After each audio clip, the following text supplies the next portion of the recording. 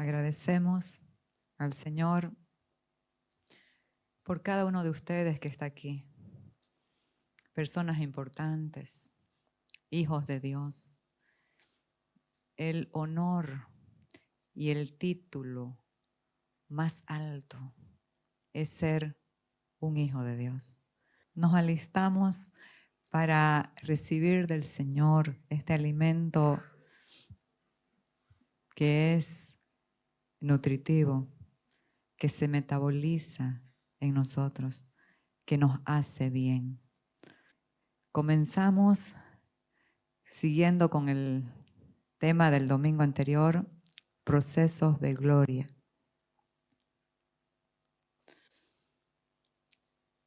Todo lo que está en la tierra tiene propósito y necesita un proceso. ¿Sabe por qué? Nosotros podemos verlo en la naturaleza. Todo lo que Dios ha creado tiene propósito, pero necesita un proceso.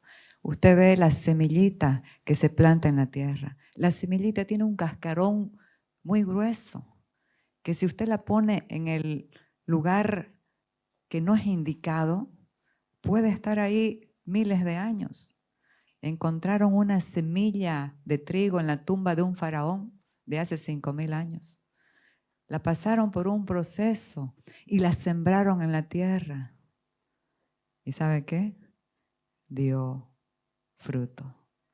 Entonces, cuando usted planta la semilla en la tierra, esta semilla se pudre y muere para que el potencial que está dentro de ese cascarón pueda comenzar a echar raíces y pueda comenzar a subir para arriba, a crecer en una plantita que parece tan débil, tan pequeña, pero tiene un potencial de ser un árbol, un bosque.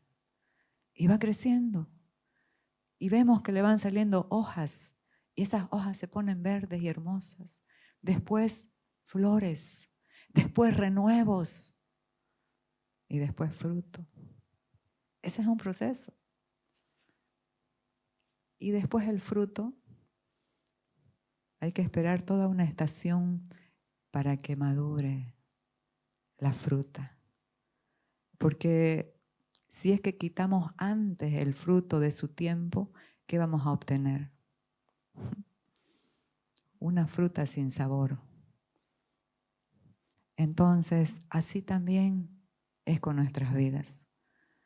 Usted y yo tenemos un proceso, un propósito. Y por lo tanto, Dios se encarga de que pasemos procesos. Así que todo es un proceso, no saltes las etapas. ¿Qué es un proceso? Esta es mi introducción para que podamos comprender. A veces las personas no entienden, no entendemos, pero es importante entender para poseer aquello que Dios nos ha entregado. Un proceso son etapas de formación y alineamiento que nos llevan a renovar el entendimiento para que se produzca la transformación de oruga a mariposa. De ese viejo hombre con sus mañas, con sus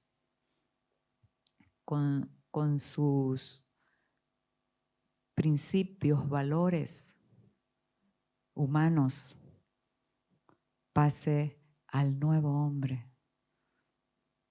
Ese nuevo hombre que no es otra cosa que el carácter de Cristo, manso y humilde, sabio, que depende de la guía del Espíritu.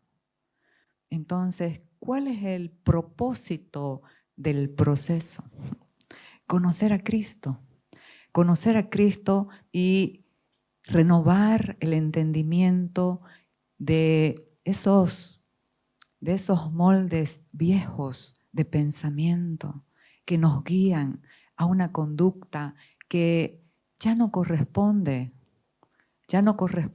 a esta nueva creación. Usted sabe que la mayoría de las personas piensan que la conversión es un cambio de comportamiento. Lo incluye, pero es mucho más. Eso va mucho más allá de un cambio de comportamiento. ¿Sabe por qué? Porque se trata de entender que somos una nueva creación. Se trata de entender que Dios estableció en nosotros una nueva naturaleza, que nos entregó su vida, y esa vida en los procesos tiene que ser desarrollada. Jesucristo llamó a este proceso glorioso, a esta naturaleza gloriosa, lo estableció como un nuevo nacimiento. Y obviamente que si hemos nacido de nuevo y Cristo se va formando en nosotros, ¿cuál es la evidencia de esta nueva naturaleza? Un nuevo comportamiento, pero viene después. Entonces, no salte los procesos. ¿Por qué? Porque hay una iglesia legalista que se enfoca solamente en el comportamiento, pero Dios se enfoca en el corazón. Dios se enfoca en que podamos entender que tenemos propósito, que hay un propósito. Y sabe que si hay un propósito va a haber un proceso. Por ejemplo, Dios tenía un propósito extraordinario con el rey David, pero tenía que pasar un proceso y lo pasó. Pero ¿qué pasó con el rey David? ¿Sabe qué pasa en esos procesos? El peso de la gloria de Dios opera en nuestras vidas para que cuando esa victoria y esa grandeza que Dios despliega a través de cada uno que confió, que le creyó, que le obedeció, no nos deje en el camino. No creamos que la luz con la que brillamos es propia. La luz es de Él. La gloria le pertenece a Él. Por eso es que los procesos producen en nosotros un eterno peso de gloria. Necesitamos ese peso de gloria para que no nos maree después todo aquello que Dios nos quiere dar y nos volvamos orgullosos y soberbios y pensemos, como dice Deuteronomio, que mi poder y mi mano me trajeron esta riqueza, sin entender que todo es la gracia de Dios. Entonces, ¿cuánto dura el proceso? Dura el tiempo que tú puedas entender y rendirte a la voluntad de Dios en este proceso. En estos procesos, ¿hay sucesos? Claro que los hay. ¿Qué son los sucesos? Son esos de repente de Dios, esos milagros instantáneos de Dios que opera y todo el tiempo, como dijo Einstein, si no creemos que nada es un milagro, estamos mal, porque toda nuestra vida es un milagro. Pero dentro de estos procesos hay sucesos. No estoy en contra de los sucesos, pero ¿sabe qué? Los sucesos no te renuevan el entendimiento. He visto y ha pasado conmigo. Hace años tenía una alergia que ya no podía comer casi nada porque la cara se me llenaba de como tumores grandes. Me faltaba la respiración y tenía que traer unas pastillas de la Argentina porque aquí no habían. En cuanto estaba así, peligrando mi vida, tomaba la pastilla y se desaparecía las evidencias de la alergia. Y un día, así de repente, vino como ese don de fe y yo establecí, declaré y fui sanada. Y tenía mis pastillitas recién compradas, pero le creí al Señor y las boté. Y dije, sí, te creo. ¿Y sabe qué? Para la gloria de Él, desde ese día, hace más de 20 años, fui curada. ¿Pero qué pasó? Ese suceso no renovó mi entendimiento. Entonces, el buen Dios y Padre permitió procesos que a mí me parecían muy duros, pero para el apóstol Pablo son leves tribulaciones momentáneas. Y después, cuando vamos madurando, vamos entendiendo que todo lo que Dios permitió en nuestras vidas tiene propósito para su gloria. Entonces, ¿qué hace Dios durante el proceso en nosotros? Porque no es el proceso el que hace algo, es Dios el que hace algo en el proceso cuando nosotros nos rendimos. ¿Sabe qué hace Dios en el proceso? Forma el carácter del Hijo en nosotros, forma el carácter de Cristo en nosotros, para que no se manifieste lo viejo. Si somos mujeres, a veces somos rencillosas, como goteras continuas en tiempo de lluvia. Si son hombres, a veces son muy torpes, muy bruscos. Dice que algunas palabras de los hombres son como golpes de espada. Estoy hablando no de ustedes, varones o mujeres, de los que no han sido procesados. Entonces, forma el carácter de Cristo. ¿Qué es el carácter? ¿Qué es el carácter? Es lo que somos verdaderamente en nuestro interior. Es lo que se evidencia, lo que brota cuando estamos en presión. A ver, aquí todos estamos muy contentos, felices. Que te pisen el callo, a ver qué sale. Que te hagan algo, que te digan algo que no te gustó, a ver qué sale. ¿Sí o no? ¿Saben qué?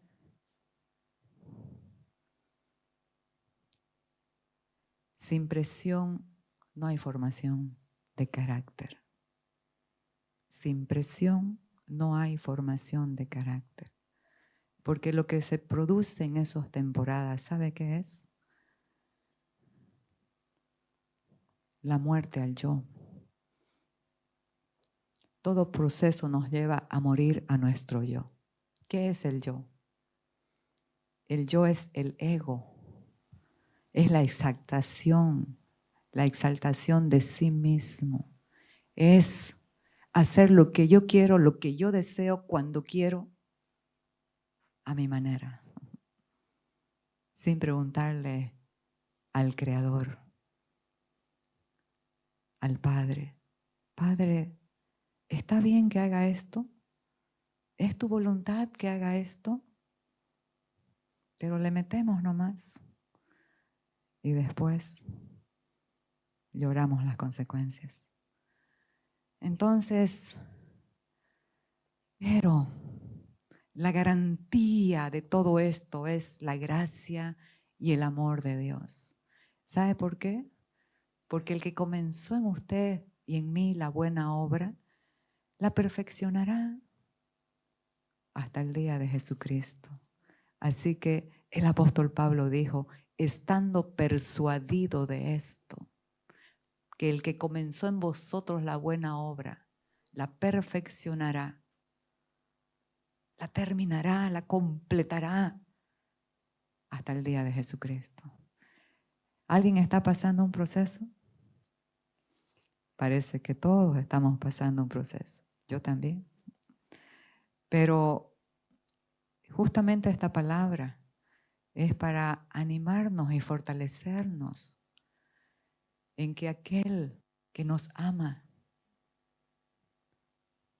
va a operar en nuestras vidas, transformando nuestra mente, nuestro corazón, para que podamos manifestar su gloria, su carácter. Me olvidé de poner. Ahí está esa vasija siendo formada una vasija de honra. ¿Sabe qué? Dice la Biblia, dijo Pablo a Timoteo, hay vasijas para usos comunes, pero hay vasijas para usos de gloria.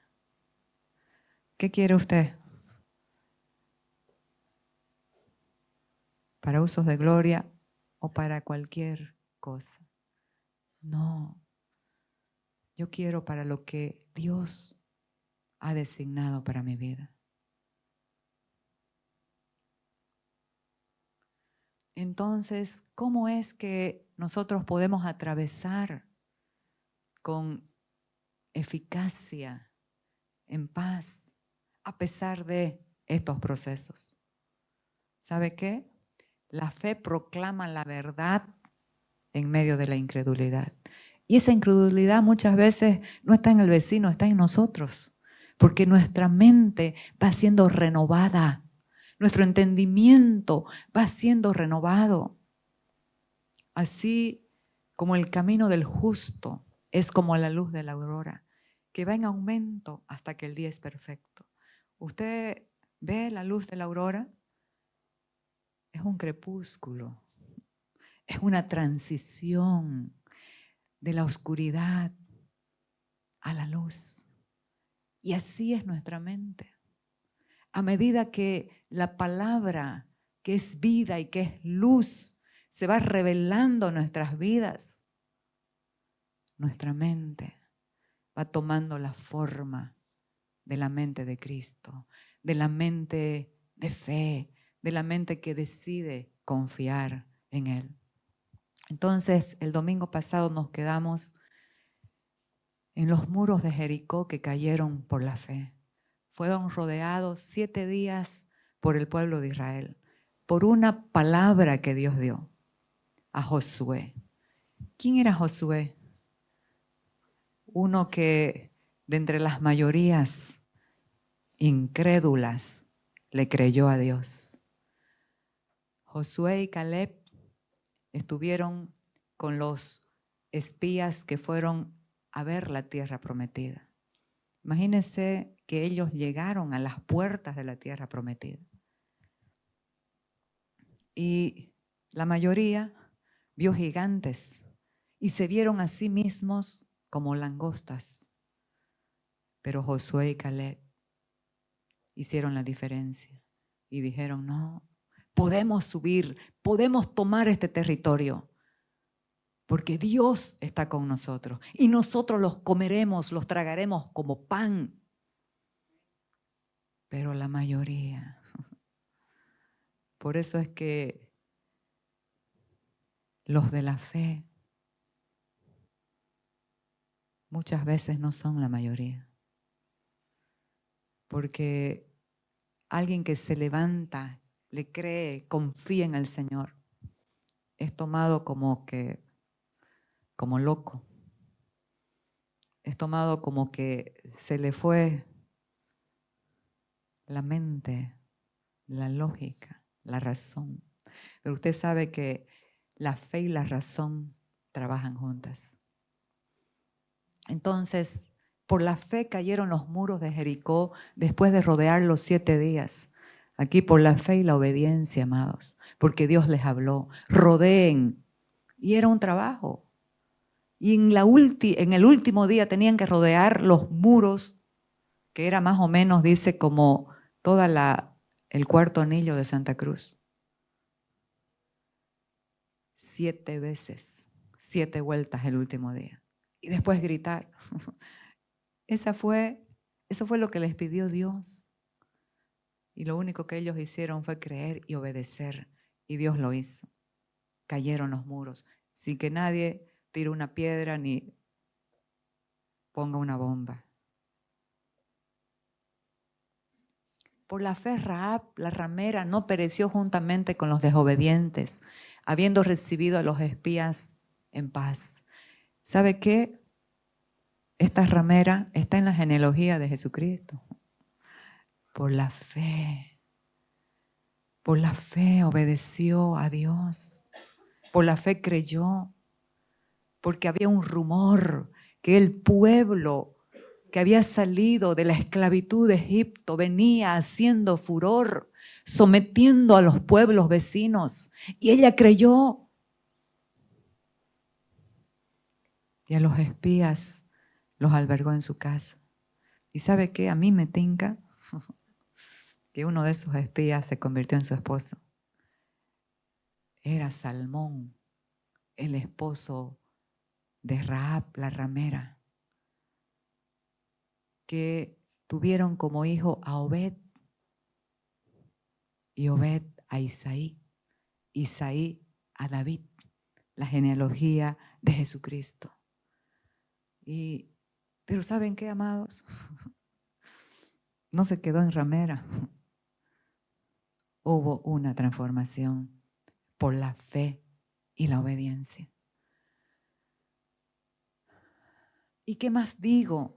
Porque el tiempo me faltaría contando. Aquí hay una lista tremenda de hombres de fe que no tenían su currículum perfecto. Si usted los lee sus historias, todos eran tremendos, miedosísimos, llenos de miedo, otros llenos de pasiones, desobedientes,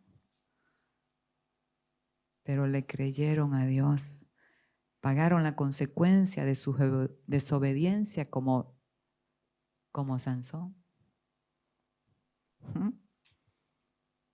Y todo el mundo se queda con lo último. Pero Sansón al final de su vida mató más filisteos con su muerte que con su vida. Sí, pero ¿cuál fue el precio? Jugó y jugó con Dios. No, hijos, no te metas con esa mujer. Pero él insistía. Filisteas. Y después se metió con la otra, con Dalila. Y se enamoró tanto de la Dalila. Dalila había sido pagada por los filisteos para que le cuente el secreto de su fuerza. ¿Qué pasa cuando alguien está encandilado? Pierde la noción de su propósito y su responsabilidad. Él fue levantado ¿para qué? Parece medio raro, pero para matar filisteos. ¿Quiénes son los filisteos? Son la figura de lo viejo, de lo que va a destruir nuestras vidas. Pero él se enamoró de eso. Y dice que su alma fue reducida a mortal angustia, porque la mujer todos los días le decía, dime cuál es el secreto de tu fuerza, dime cuál es el secreto de tu fuerza. Y él mentía. Y venían los filisteos a prenderlo. Y las ataduras con que los ataban, dice que eran como pequeñas cuerdas de paja y se rompían. Hasta que un día fue reducido por esta mujer y contó su secreto. ¿Y sabe qué? Cuando los filisteos estaban encima, él dijo, de esta voy a salir como las otras. Pero dice que no sabía, no había contado que Dios ya no estaba con él. Y quiso soltarse, porque la mujer le cortó el pelo. En eso radicaba su fuerza. La mujer le rapó la cabeza. Y cuando llegaron los filisteos, lo ataron. ¿Y saben qué? Le sacaron sus ojos. ¿Será que vale la pena llegar a eso? Ahora no nos sacan los ojos, pero perdemos la visión del propósito para el cual nacimos. Entonces, habla de Gedeón, Barak, Sansón, Jefté, de David, así como de Samuel y de los profetas que por fe conquistaron reinos. ¿Cuál fue el primer reino que conquistaron? el reino de su mente y de su corazón. Pero quiero enfocarme un poquitico.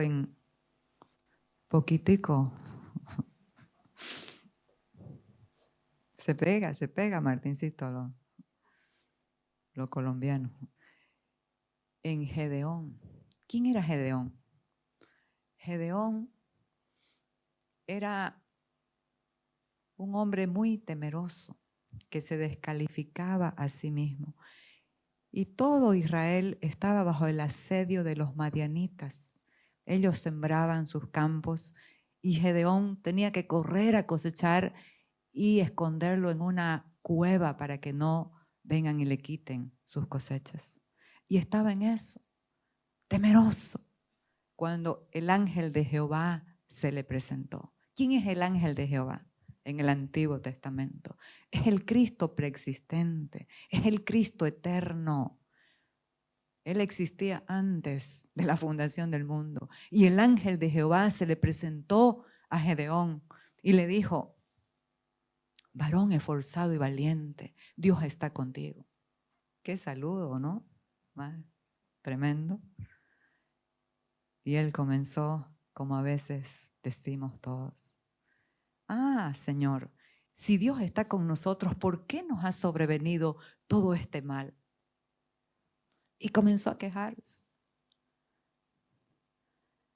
Y el Señor le habló y le dijo: tú libertarás al pueblo de Israel de los madianitas. Y él le dijo: pero ¿cómo yo? Si soy de las familias más pobres de Israel. Su identidad estaba en el piso. Y el Señor lo miró. Y yo cuando leo la palabra es como que me adentro y puedo ver cosas. Y por eso es que me encanta leer la palabra de Dios. Porque cuando estaba leyéndolo fue como que vi a Jesús riéndose y mirándole a sus ojos y diciéndole: ve con esta tu fuerza. ¿Qué fuerza? ¿Qué fuerza? La fuerza de la queja. Pero es que Dios llama las cosas que no son como si fuesen.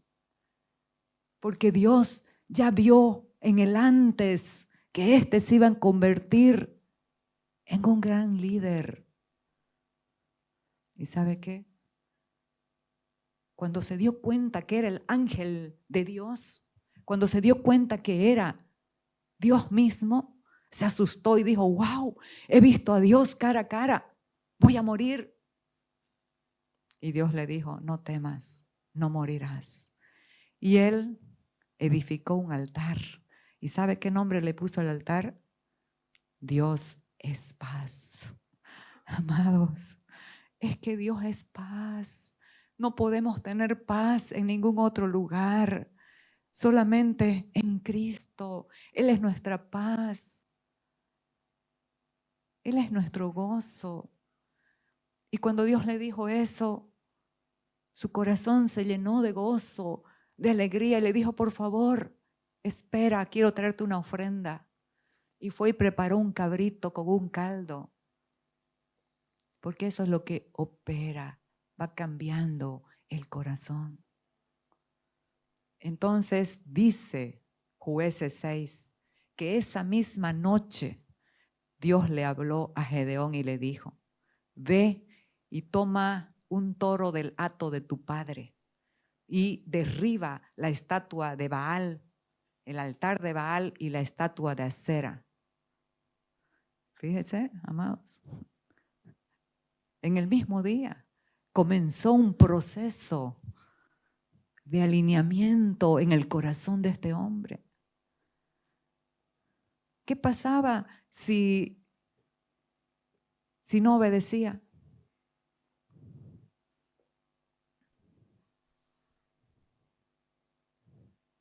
Algo no se rompía en su corazón. ¿Por qué? Porque lo que estaba derribando era un ídolo que él, su padre, él y su familia adoraban.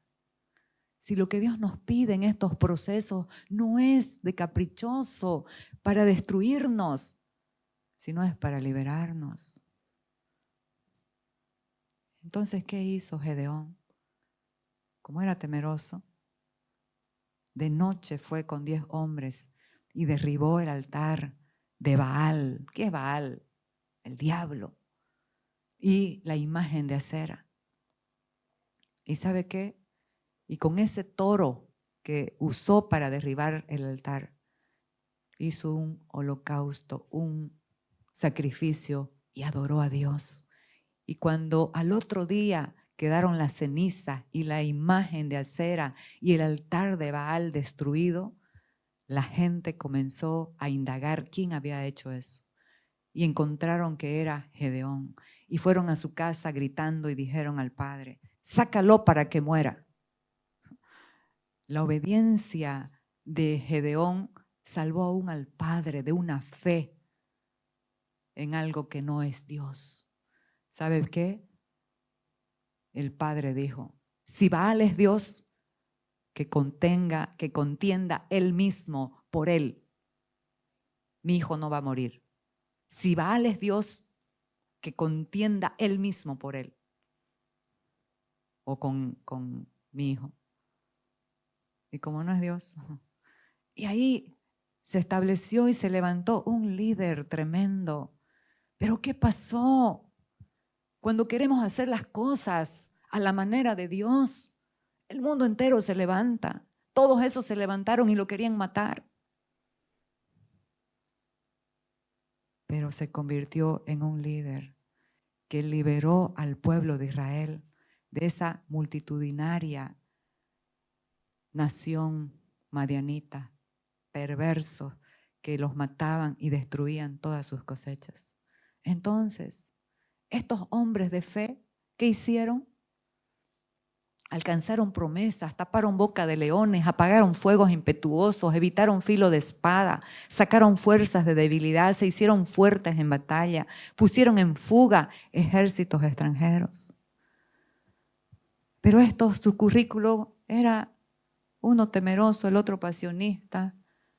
Y así a Barak le bajó el orgullo metiendo una mujer para que gane una batalla. Si este Dios sabe cómo hacer las cosas, amados. Él va a operar, ponernos en lugares con personas y con cosas para formar nuestro carácter, para formar el carácter de Cristo en nosotros. Él sabe cómo hacer. Y yo pensaba, y Señor, ¿y por qué no lo pusiste a Jeremías, a Isaías, a Nehemías, que eran hombres tremendos? No se ven sus tachas ahí en la Biblia. Pero justamente eso es lo que quiere Dios. Que nosotros podamos entender que Dios va a usar y va a levantar personas que sean pioneros, que muestren el camino a otros, personas comunes y corrientes que solamente puedan rendir su corazón a Dios para creer y obedecer. Esa es la gloria de la fe, que Dios usa personas que pueden rendir su corazón a Él. Sencillo. Ahora vamos a ver los contrastes de la fe. Aquí este es el medio hermano de Jesús, Santiago, y está hablando y diciendo: ¿mas quieres saber, hombre vano, que la fe sin obras es muerta? ¿No fue justificado por las obras Abraham nuestro padre cuando ofreció a su hijo Isaac sobre el altar? ¿No ves que la fe actuó juntamente con sus obras y la fe se perfeccionó por las obras?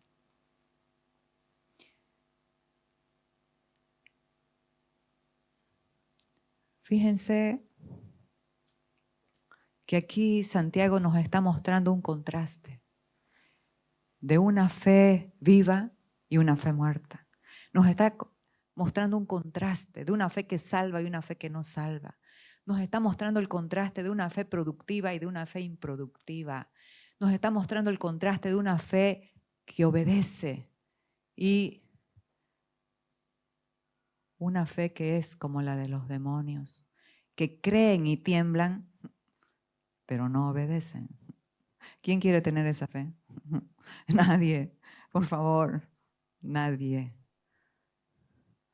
¿De qué sirve creer que hay un Dios? Temblar, pero no obedecer. Entonces, amados, si nosotros podemos ver que la fe y las obras van juntas, no pueden ir separadas. Es así como dos órganos vitales que tiene el ser humano, el corazón y los pulmones. Esos trabajan juntos para beneficio del cuerpo. No pueden ir separados. ¿Por qué? Porque el corazón bombea la sangre y los pulmones traen oxígeno a la sangre, a las células del cuerpo, para preservarnos la vida. Así como el corazón y los pulmones son vida para el cuerpo, la fe y la obediencia a Dios es vida para el alma. ¿Sabe por qué, amados? Porque el justo vive por la fe. El justo por la fe vivirá. Esto es cuestión de vida o de muerte. La fe, cuando le creemos a Dios, nos hace nacer de nuevo. Nos da una respiración espiritual a todo nuestro ser. ¿Y qué hacen las obras? Las obras nos llevan a alcanzar la madurez. Cada decisión de obedecerle a Dios, la vida de Cristo se va formando en nosotros. Esa es una realidad y nos lleva a la madurez. La madurez es un descanso de nuestras emociones descontroladas, del temor, de la ansiedad, de la sospecha de la mente, de la exageración. Entonces la fe practica la obediencia en todo tiempo. Y se cumplió la escritura que dice, Abraham creyó a Dios y le fue contado por justicia y fue llamado amigo de Dios. Vosotros veis pues que el hombre es justificado por las obras y no solamente por la fe. Y aquí pensamos, y yo antes, lo voy a reconocer, pensaba, pero este se está contradiciendo con el apóstol Pablo. Porque el apóstol Pablo dice que la salvación es por la fe. Pero en el proceso entendí, no se contradice con nada, se complementan. Así como el corazón y los pulmones trabajan juntos para dar vida al cuerpo, así la fe y la obediencia trabajan juntas para alcanzar el propósito de renovar el entendimiento y de ser transformados al carácter de Cristo. Porque como el cuerpo sin espíritu está muerto, así también la fe sin obras está muerta. Qué importante entenderlo. Bueno, me adelanté.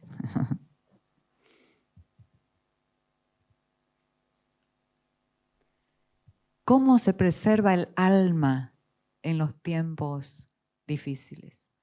Aquí el apóstol Pablo estaba hablándole a los judíos que habían creído en Jesucristo, que habían dejado la ley de Moisés y estaban sufriendo persecución, el despojo de sus bienes, un abuso tremendo de parte de los de la ley.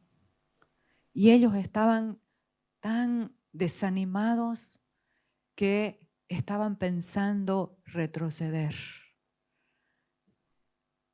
y volver a lo viejo conocido. Porque muchas veces eso sucede en el dolor, lo dice Job. No sea, dice, que el dolor te vuelva a la iniquidad. Entonces, el apóstol Pablo les habla. Un hombre que había pasado y estaba pasando lo mismo que ellos. pero pudo entender y pudo poseer la vida gloriosa que se activa adentro. La vida gloriosa no está afuera. Puedes tener afuera todo, comodidades, lujo, abundancia, pero no si no tienes la vida de libertad interna. Te aseguro que no disfrutarás nada de lo que Dios te da. Entonces, hay un camino fácil. Y si nos damos cuenta en la imagen que me encantó cuando la vi, a la manera fácil el mundo está corriendo, pero a la manera difícil, la diferencia en las estadísticas siempre es menor. Pero ese que va en ese camino que parece angosto, como dijo Jesús. ¿Sabe cuál es la diferencia del camino ancho y el camino angosto? Que el ancho parece ancho, pero se va angostando a medida que vamos entrando en él. Pero el camino angosto parece angosto, pero es la plenitud de Cristo, porque Él es el camino, la verdad y la vida. Y ¿sabe qué? Cuando entramos, se va ensanchando. Y es una gloria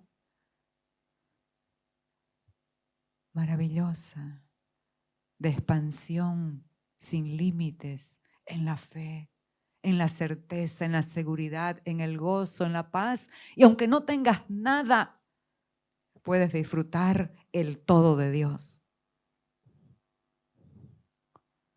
Entonces el apóstol Pablo les dice, no perdáis pues vuestra confianza, que tiene grande galardón.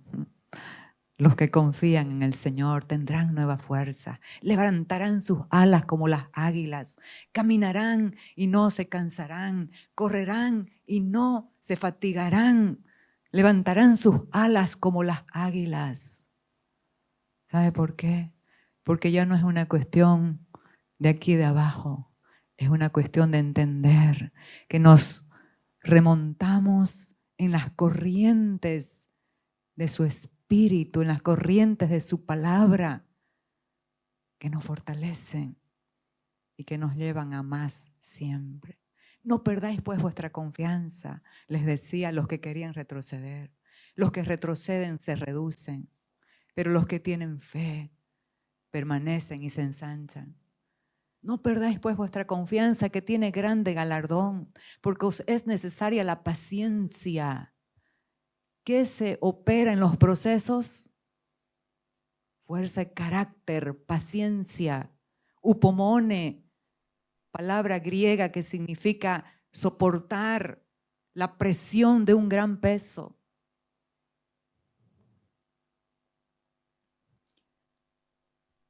Para que habiendo hecho la voluntad de Dios, obtengáis la promesa. Porque aún un poquito y el que ha de venir vendrá y no tardará. Aquí hay dos connotaciones. La venida del Señor, pero la venida en tus circunstancias. Parosía.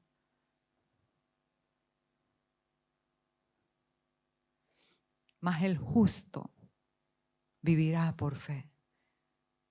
¿Y qué dice Pablo a estos hombres que estaban retrocediendo? Y si retrocediere, no agradará a mi alma. Mas nosotros, les da ánimo y aliento, mas nosotros no somos de los que retroceden para perdición, sino de los que tienen fe para preservación del alma. ¿Cómo se preserva tu alma? Por la fe, por permanecer en Él.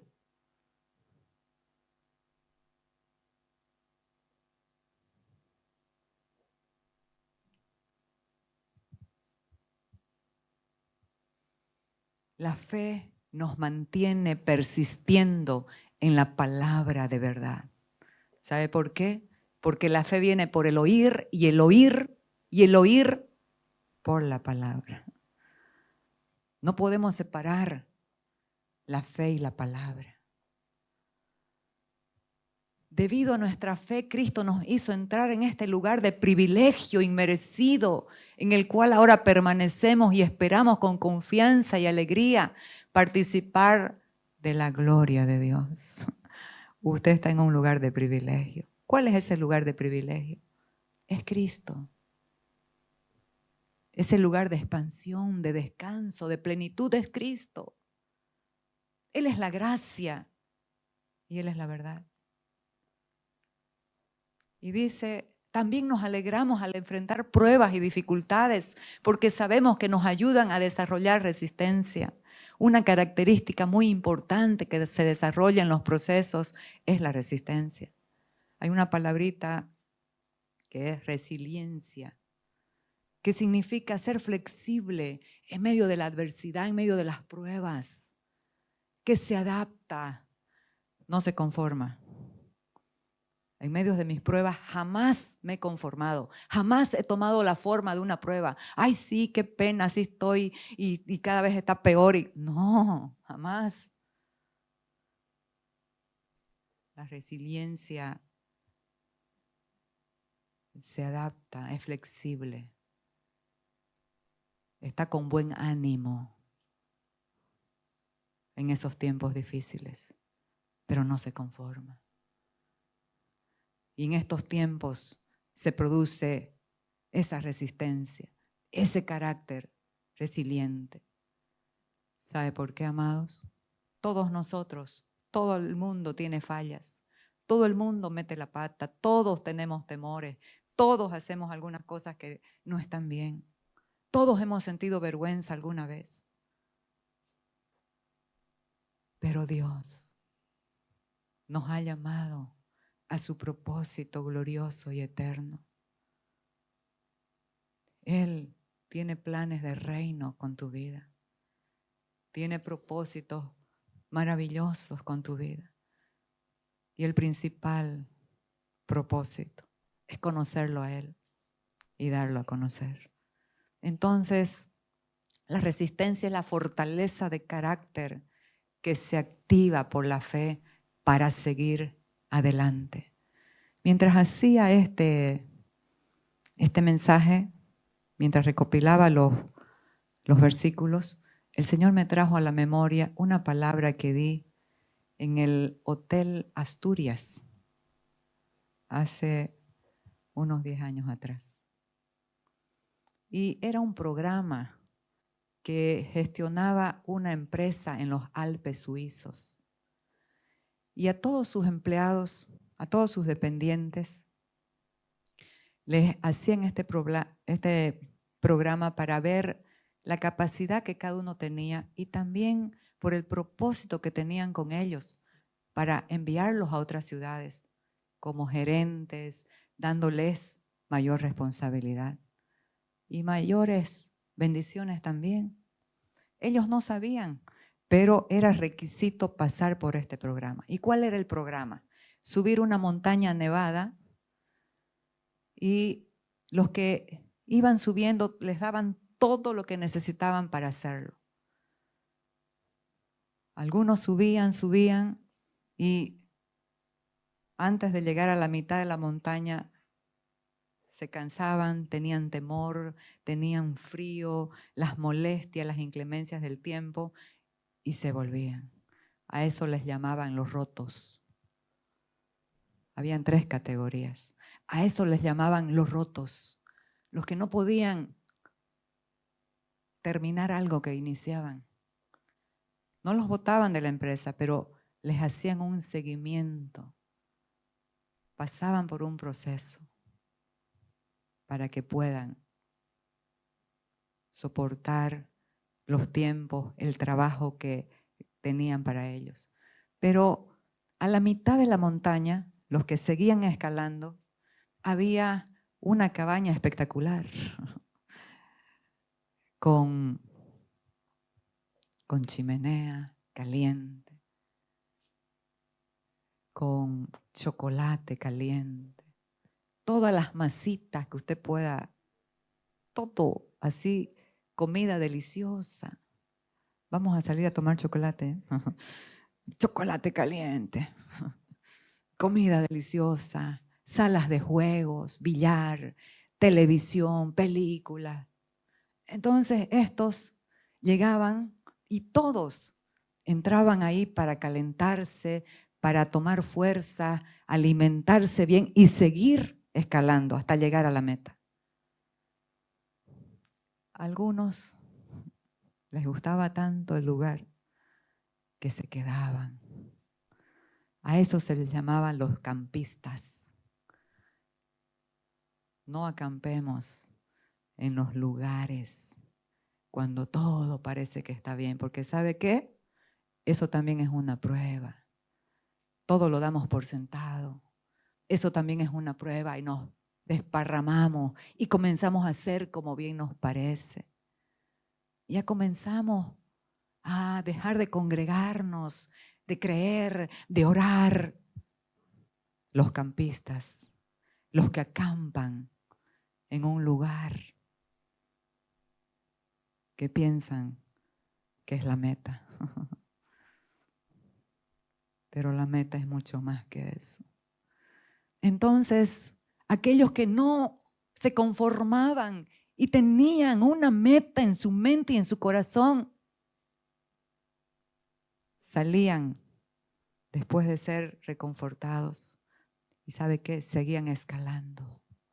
Y cuando llegaban a la cima, cuando llegaban a la meta, habían unos reflectores y los de la cabaña podían verlos con larga vista.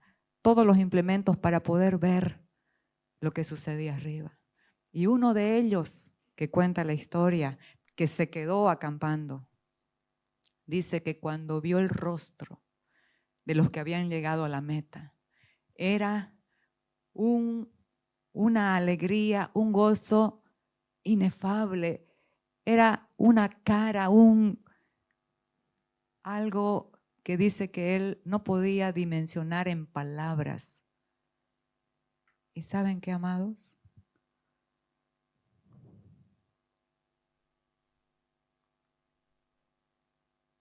No nos conformemos.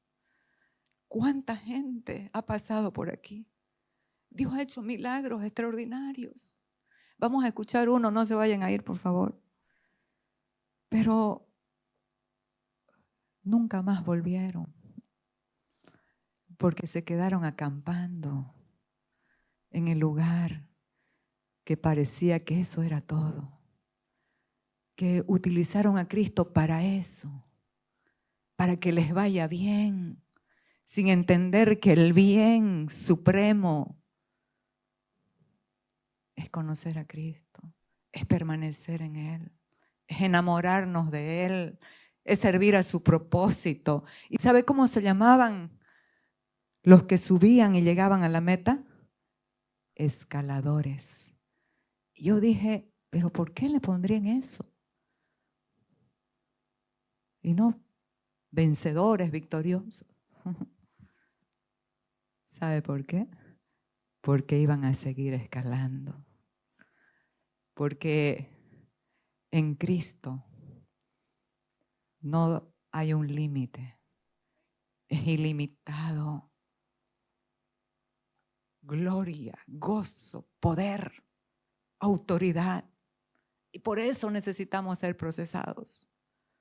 Para soportar ese peso de gloria. Y no marearnos y pensar que el brillo y la luz y las riquezas y lo que sea es propio, es de Él. Y para Él y para su gloria y para utilizarlo para el evangelio. Vivir como Él quiere que vivamos. En abundancia, sobreabundancia. Así que, ¿quiénes quieren ser campistas? Los que quieran ser escaladores, levanten sus manos ahora. Wendy, levante su mano. Aquí nadie se queda. Nosotros somos escaladores. No nos quedamos, no nos conformamos. Y seguimos, para que usted no se... la fe que vence al mundo. Porque todo lo que es nacido de Dios vence al mundo. Y esta es la victoria que ha vencido al mundo, nuestra fe. ¿Qué es lo que vence al mundo? Lo que nació de Dios. Esto lo hallamos a veces como muy... porque no entendemos la magnitud que es ser un hijo de Dios, que es nacer de Dios, que es tener una nueva vida. Todo lo que es nacido de Dios vence al mundo. Y la victoria que ha vencido al mundo es nuestra fe. Y voy a decir algo que de repente a la gente le parecerá, esta ya se achipó un poco. No me importa, pero ¿sabe qué, amados? Esto no es opcional. Los que vencen al mundo son los que nacieron de nuevo. Los que no nacieron de nuevo no vencen al mundo. ¿Sabe por qué? Porque el mundo está dentro de la vieja creación. ¿Me entiende? Por favor, diga sí a los que entendieron. ¿Sabe por qué? Esto no es opcional y que parece muy radical. Porque la palabra lo dice. Porque todo lo nacido de Dios vence al mundo. Entonces, si no hay un nacimiento de Dios, no se vence al mundo. Porque dimos una palabra hace años acá también. Ese sistema de pensamiento del mundo no está afuera, está dentro del ser humano. Y por eso es que la ley del Espíritu de vida en Cristo Jesús nos ha librado de la ley del pecado y de la muerte. Esa está latente, pero hay una ley superior que la sujeta y la somete. ¿Cuándo? Cuando nosotros decidimos creer y obedecer. Pero si no nacemos de nuevo, no podemos vencer al mundo. Porque el mundo está dentro. O su sistema está dentro. Así que sigamos. Y aquí, ya concluyendo. Lo hemos hecho bien, chicas, chicos. 2 y 5. Proceso útil al propósito. El apóstol Pablo dice, porque esta leve tribulación momentánea produce en nosotros un cada vez más eterno y excelente peso de gloria. No mirando nosotros las cosas que se ven, porque son temporales, pero las que no se ven porque son eternas. Lo que pensamos que nos está destruyendo es lo que Dios usa para fortalecernos, para bendecirnos y para construir la vida de su Hijo en nosotros. Amados, el ser humano quiere inmortalizar las cosas, quiere inmortalizar su apellido, quiere inmortalizar sus bienes, quiere inmortalizar sus logros. Yo gané tantas medallas. No estoy en contra de eso, por favor. Estoy haciendo un... Yo gané tantos trofeos. Pero ¿qué pasa? Con el tiempo eso se olvida. ¿Sabe qué?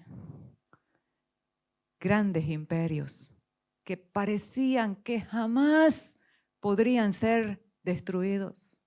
¿Dónde están ahorita? Pregúnteme. ¿Dónde está el imperio romano? ¿Dónde está el imperio persa? ¿Dónde está el imperio griego? Es historia.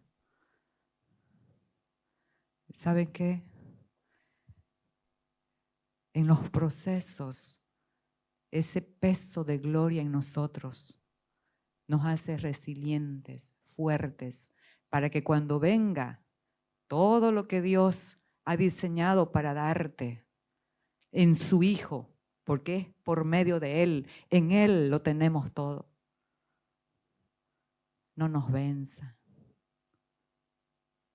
y permanezcamos mansos y humildes, con todo lo que Dios nos dé, con todos los logros que tengamos, mansos y humildes, dándole la gloria a uno solo, al Señor Jesucristo. ¿Por qué, amados? Porque esas cosas no van a permanecer. Eso no permanece. Pero lo que se produce en estos procesos, ese peso de gloria eterno, nos lleva a mirar lo que no se ve, lo que no perece, lo que permanece para siempre. ¿Qué permanece para siempre? Hebreos dice, Jesucristo es el mismo ayer, hoy y siempre. El nombre de Dios, el nombre de Cristo permanece para siempre. ¿Pero qué otra cosa permanece para siempre? La palabra dice que cielo y tierra pasarán, pero mi palabra no pasará. Y también el apóstol Pedro habla y dice que la hierba se seca y la flor se cae, mas la palabra de Dios permanece para siempre. ¿Qué permanece para siempre? Jesucristo, la palabra. ¿Y sabe qué más permanece para siempre? Primera de Juan 2:17. El mundo y sus deseos pasan, pero el que hace la voluntad de mi Padre permanece para siempre. Jesucristo, la palabra, y el que hace la voluntad de Dios permanece para siempre. Entonces, vale la pena pasar los procesos. ¿Por qué? Porque todas las cosas naturales no permanecen. Las usamos, las utilizamos, porque Dios es bueno y nos da en abundancia. Pero no nos debemos enfocarnos en eso. Ese no debe ser nuestro parámetro de éxito. El éxito en una vida es permitir que Cristo le gobierne. Permitir que Cristo se vea y se manifieste. Entonces, con la última, por favor, paciencia. 12:10. Aquí vemos un proceso, un hombre afanado con un reloj, porque tiene un problema muy grande. Pero después tiene un gozo muy grande. Les voy a relatar una historia así cortita. Jesús estaba con sus discípulos predicando el evangelio. Y vino un hombre principal de la sinagoga y se postró a sus pies. Esos fariseos no creían en nada en Cristo, pero cuando no nos queda otra, cuando estamos sin salida, ahí reconocemos que solo Él es Dios. Y se postró a sus pies y le dijo, por favor, mi hija está gravemente enferma. Pon tus manos sobre ella para que viva y no muera. Y Jesús le dijo, vamos. Y dice que en el transcurso, yendo a la casa de Jairo, la multitud le seguía.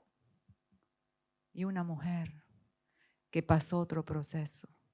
12 años con un flujo de sangre. Había gastado todo lo que tenía en médicos, en brujos, en todo. Y le iba peor. Pero cuando oyó hablar de Jesús, entró la fe y dentro de ella decía, si tan solamente tocare el borde de su manto. Los judíos en el borde de su manto tenían la palabra escrita. Si solamente tocar el borde de su manto, seré sana de este azote.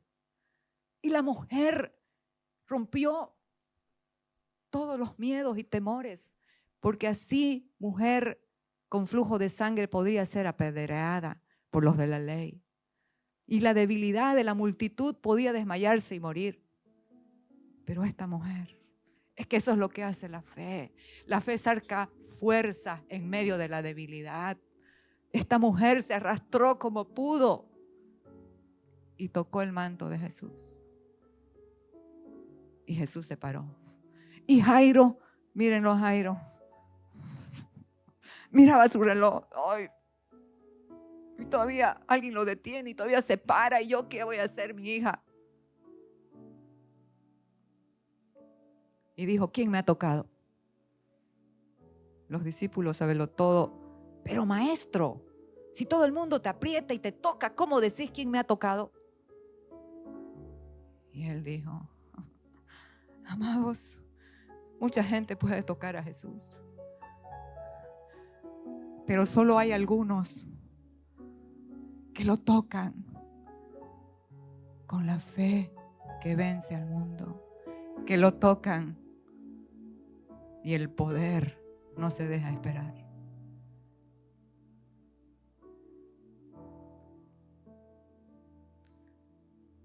Yo he sabido, yo he sentido que ha salido poder de mí. ¿Quién me ha tocado? Y la mujer, viéndose descubierta, dijo, yo, Señor. Y contó su situación. Y le dijo, mujer, tu fe te ha salvado. Ve en paz. Es que esos son los procesos que necesitamos pasar para que la fe de Cristo nos haga entender que no es la salida tuya, no es tu idea buena, es solamente esperar en Él, solamente tocarlo a Él. ¿Cómo lo tocas a Él? Un corazón humilde, un corazón que se rinde, que le cree. Entonces, cuando estaba en esas, sucedió lo que tanto temía Jairo. Job dijo, lo que temía me sobrevino. Así que en los procesos, los temores se escapan, los temores huyen. Y le dijeron a Jairo, no molestes más al maestro, porque tu hija ya murió. En otras palabras, ya no hay solución. Jesús lo miró y le dijo, el autor de la vida, el que dijo, el que cree en mí, aunque esté muerto, vivirá. Lo miró y le dijo, no temas, cree solamente. ¿Y qué pasó? Jairo, el de la ley, el de la sinagoga, de los fariseos, se convirtió en uno que conoció el poder de la resurrección. El apóstol Pablo vivía su vida anhelando y deseando. El anhelo de mi ser es conocerlo a Él y conocer el poder de su resurrección. Pero es que no hay resurrección sin muerte, y en los procesos nos lleva a morir al yo, al ego, a esa exaltación de nosotros mismos, para que Él se manifieste. No temas, Dios te dice hoy, cree solamente. ¿Y sabe qué pasó? Entró al cuarto la niña, habían muchos gritones que no creían, los sacó a todos y le dijo, Talita Kumi, niña, a ti te digo, levántate. Abrió sus ojos y él ordenó que le den de comer. Una familia bendecida porque un hombre rindió su religiosidad, rindió su corazón al autor de la vida y de la fe.